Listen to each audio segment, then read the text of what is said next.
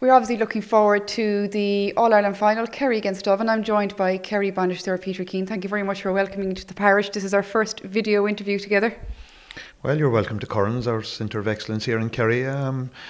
Recently opened over the last couple of years, so you're welcome here. Thank you very much. Now, first things first, we'll talk about and get it out of the way. David Gough gate. I'd say you're sick to the back teeth thinking and talking about it. I'm not really. I suppose there hasn't been too much talk about it, only what I'm getting here this evening with the media. But look, I as a manager and we as a management and the team have no issue with David Gough.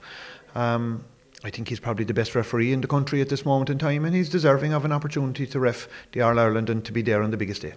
I was going to ask you who's your favourite referee, but you've answered that in that one too as well, if you think that David's the best. Well, favourite referee and being the best, you know, that's not what it's about. It's about who is the best referee, and you expect and accept that all referees are neutral. They go out to do an honest job, and they do.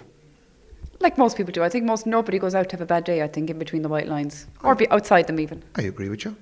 So we're going to talk about the game now in between the white lines in a few weeks' time, obviously Dublin.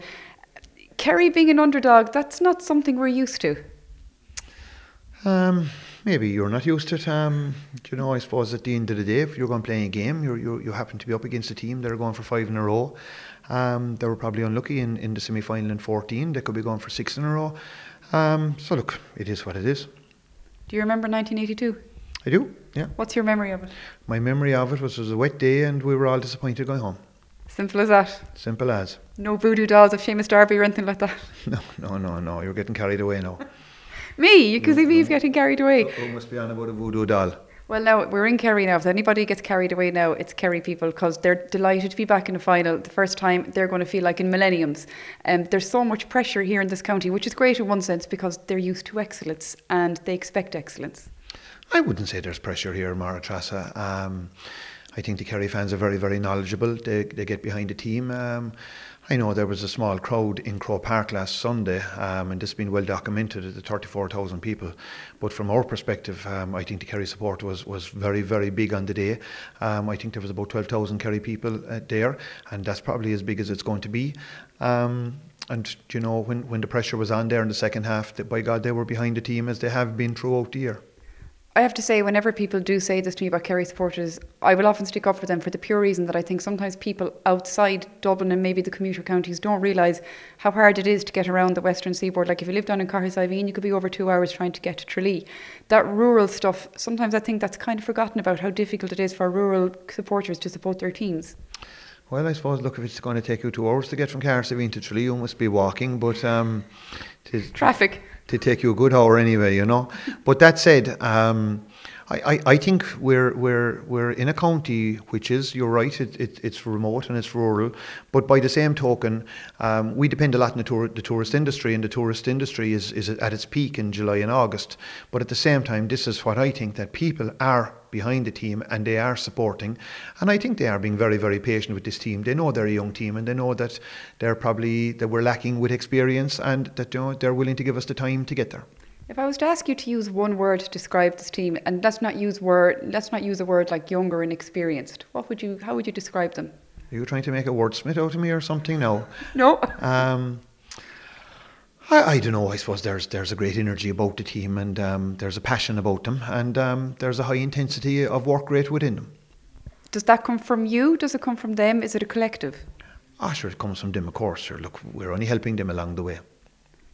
Yeah, you could say that, but you also have to guide them. You're like a conductor nearly of an orchestra. They all play different tunes. Yeah, I don't know. I don't know. They're the note in my head, but by the same token, these guys, they're playing for Kerry. If you're anywhere near a Kerry panel, you can be sure you have football in you. So the question is just getting it out of them, and that's what they're getting out on the field.